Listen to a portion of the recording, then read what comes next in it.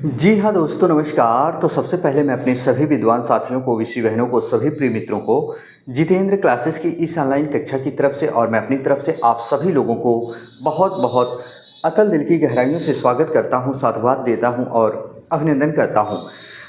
Student जो हमारे विद्वान साथी और विषी बहनें यूपी लोअर पीसीएस की तैयारी कर रहे हैं, उनकी हिंदी की क्लास स्टार्ट हो गई है। आप लोग ऑलरेडी समझ रहे हो।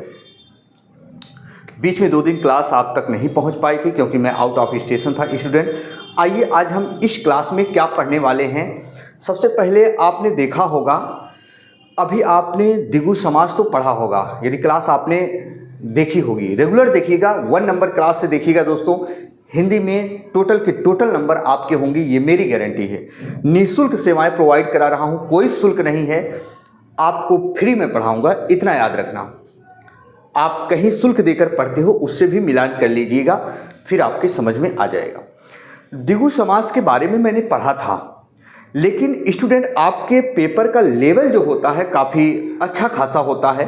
युवा विकास दल अधिकारी का पेपर हुआ था, उसमें बहुत सारे स्टूडेंट बहुत नाना प्रकार के शिक्षण संस्थान में पढ़ के तो गए, पर स्टूडेंट जब वो एग्ज़ाम हॉल में बैठे और जब उनके सामने प्रश्न आया हिंदी का, तो उनके दिलों और दिमाग काम करना ऑटोमेटिक बंद कर दिए। उसमें कितने शिक्षक भी थे, क्योंकि जब तक आपको डेप्थ कंसेप्ट में सारी चीज़ें मालूम नहीं होंगी, तब तक आप सफलता के दरवाजे तक नहीं पहुंच पाएंगे।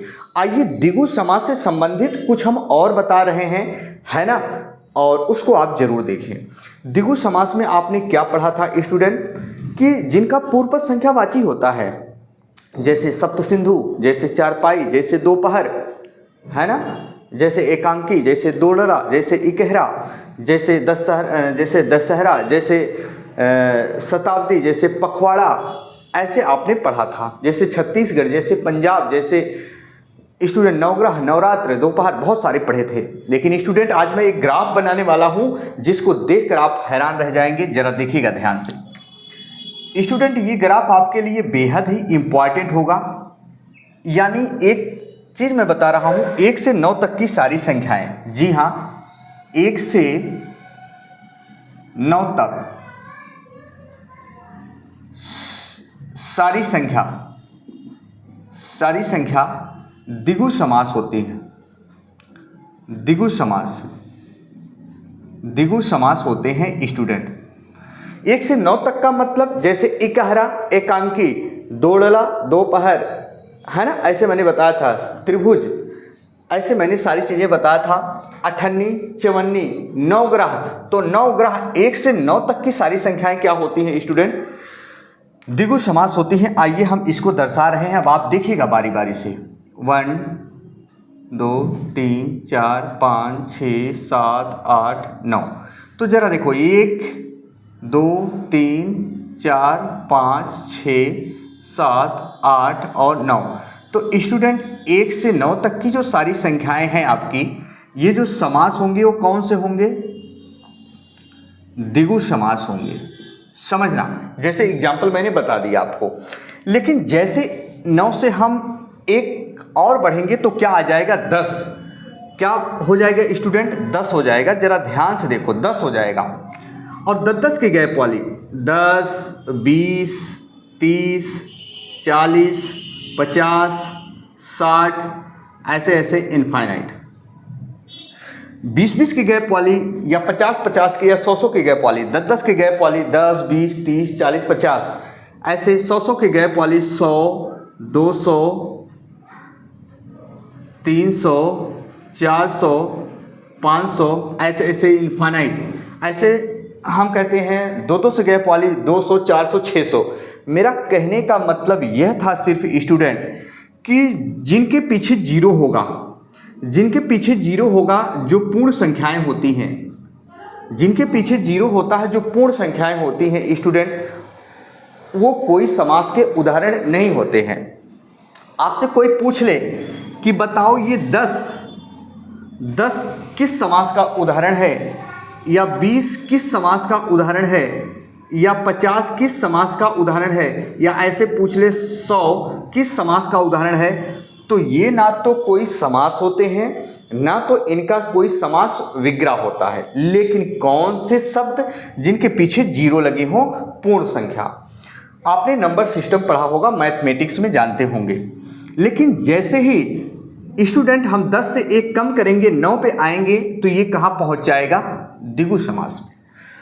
अब 10 और 20 के बीच में जो संख्याएं आती हैं, यानी इनके मध्य की गिनती के अंक, मध्य की गिनती के अंक का मतलब ये हुआ स्टूडेंट, अगर हम यहाँ 10 के बाद क्या करेंगे, ऐसे 11, 12, 13, 14, 15, 16, 17, 18, देखो यहाँ मैंने क्या लिखा है स्टूडेंट, 17, 18।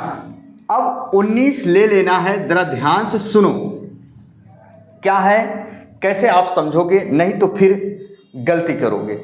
तो इनके बीच की गिनती के जो अंक होते हैं, लेकिन 9 की संयुक्त रूप वाली संख्या छोड़कर, लेकिन 9 की संयुक्त रूप वाली संख्या को छोड़कर का मतलब ये हुआ स्टूडेंट, ये चीज़ यहीं ब्रेक करो, ये मैंने ब्रेक कर दिया। जैसे मेरा कहने का मतलब ये हुआ, अगर हम स्टूडेंट 20 से 1 कम करेंगे तो कहाँ जाएंगे? 19। 30 से 1 कम करेंगे कहाँ जाएंगे? 29। 40 से 1 कम करेंगे कहाँ जाएंगे? 39। 50 से 1 कम करेंगे कहाँ जाएंगे? 49। 60 से 1 कम करेंगे तो कहाँ जाएंगे? 59। ऐसे 9 की संयुक्त रूप वाली संख्या, ऐसे ऐसे हम चलते रहेंगे। तो इन्हें क्या कहा जाता है स्टूडेंट? थोड़ा दिमाग लगाना, यही प्रश्न आपके एग्जाम में आते हैं क्योंकि लेवल अच्छा होता है। तो इन्हें क्या कहा जाता है? 9 की संयुक्त रूप वाली संख्या, 9 की संयुक्त रूप वाली संख्या। तो 9 के संयुक्त रूप वाली जो संख्या होती है ना, ये समास कौन से होते हैं? वेरी वेरी इंपॉर्टेंट स्टूडेंट, ये भी क्या होते हैं? द्विगु समास होते हैं। वेरी वेरी इंपॉर्टेंट स्टूडेंट, एक बार लाइक वाला बटन जरूर प्रेस करिएगा। 9 के संयुक्त रूप वाली यानी ऐसी संख्या जिनके साथ में 9 जुड़ा हो, जैसे 19, जैसे 39, जैसे 49, जैसे 59, जैसे 79, जैसे 89। 9 के संयुक्त रूप वाली संख्या जिनके साथ 9 लगा हो स्टूडेंट, याद रखना वो हमेशा द्विगु समास के एग्जाम्पल होते हैं। लेकिन 10 और 20 के बीच के मध्य की गिनती के अंक, 10 और 20, 30 और 40, 50 और 60 के मध्य के अंक जो होते हैं, यानी इनके बीच के अंक जो होते हैं, लेकिन 9 की संयुक्त रूप वाली संख्या को छोड़कर। अब जैसे 11, 12, इनके बीच की संख्या देखो, 11, 12, 13, 14, 15, 16, 17, 18। अब 19 नहीं लेना है, 19 तो ऑलरेडी वो किस में आएगा? द्विगु समास में। अब 20 नहीं लेना है क्योंकि 20 कोई समास, ना तो कोई समास विग्रह होता है। तो हम डायरेक्टली अब यहाँ 18 के बाद ना 19 लेंगे ना 20 लेंगे, डायरेक्टली क्या लेंगे? 21, 22, ऐसे ऐसे 23, 24, 25, 26, 27, 28 तक यहाँ लेंगे। ऐसे ही हम कहते हैं 29 नहीं लेंगे क्योंकि 29 जो होगा वो कौन सा समास होगा? द्विगु। 30 नहीं लेना है, कौन सा समास हो जाएगा? कोई समास नहीं होता क्योंकि 30 का कोई समास विग्रह या समास नहीं होता। तो मेरा कहने का मतलब ये हुआ स्टूडेंट, हम डायरेक्टली इसको लिख सकते हैं मध्य की गिनती के अंक। क्या लिखते हैं स्टूडेंट? मध्य की गिनती के जो अंक होते हैं स्टूडेंट, ये कौन से समास होते हैं? वेरी वेरी इंपॉर्टेंट, ये कौन से समास होंगे जो मैंने अभी आपको बताया? मध्य की गिनती के अंक, ये स्टूडेंट द्वंद्व समास होते हैं। क्या होते हैं? द्वंद्व समास के उदाहरण होते हैं। द्वंद्व समास के उदाहरण होते हैं, अब हम आपको बता रहे हैं। जैसे आपको कोई दे दे, ये मध्य की गिनती के अंक जो द्वंद्व समास लिखा है, कोई आपको दे दे, भैया बताओ 25 कौन सा समास होगा या 36 कौन सा समास होगा? तो 25 एकादश, 36 द्वादश, तो 25 5 और 20, 5 और 20 द्वंद्व समास। 36 6 और 30, 36 द्वंद्व समास। एकादश 1 और 10, 11 जिसे कहा जाता है द्वंद्व समास। द्वादश 2 और 10, 12 जिसे कहा जाता है द्वंद्व समास। तो 25, 36, 12, 15 ऐसे जो आएंगे ना मध्य की गिनती के अंक, वो क्या होंगे स्टूडेंट? द्वंद्व समास होंगे, जैसे एग्जाम्पल मैंने बताया। अब जैसे ये देगा 29, पूछेगा 29, ऐसे पूछेगा 29 या 19, 29 कौन सा समास होगा? 19 कौन सा समास होगा?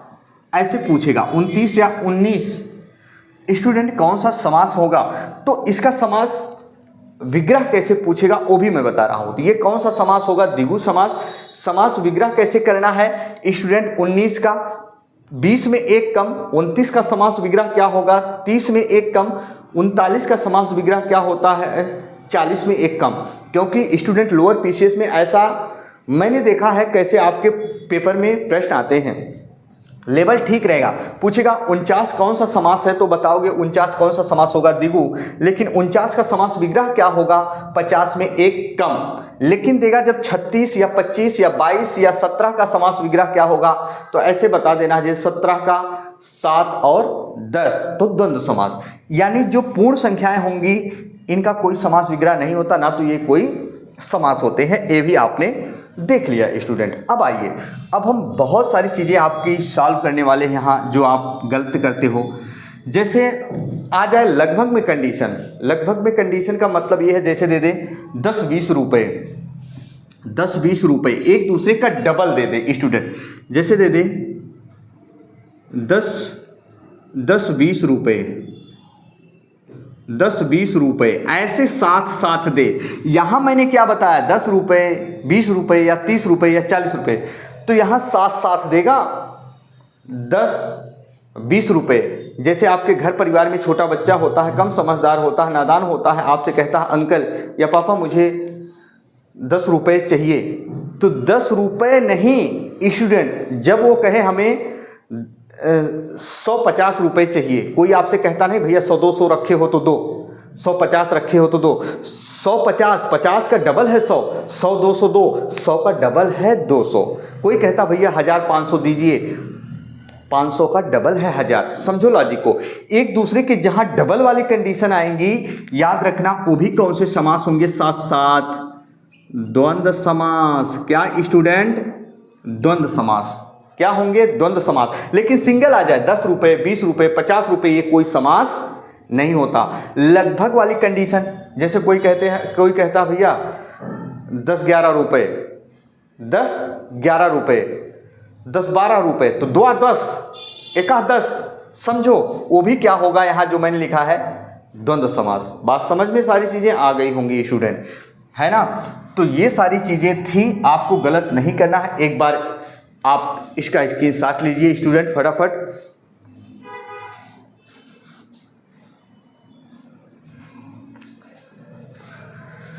तो प्रिय स्टूडेंट, चलिए आज की क्लास यहीं तक होगी और क्लास डेली आप तक पहुंचेगी, है ना।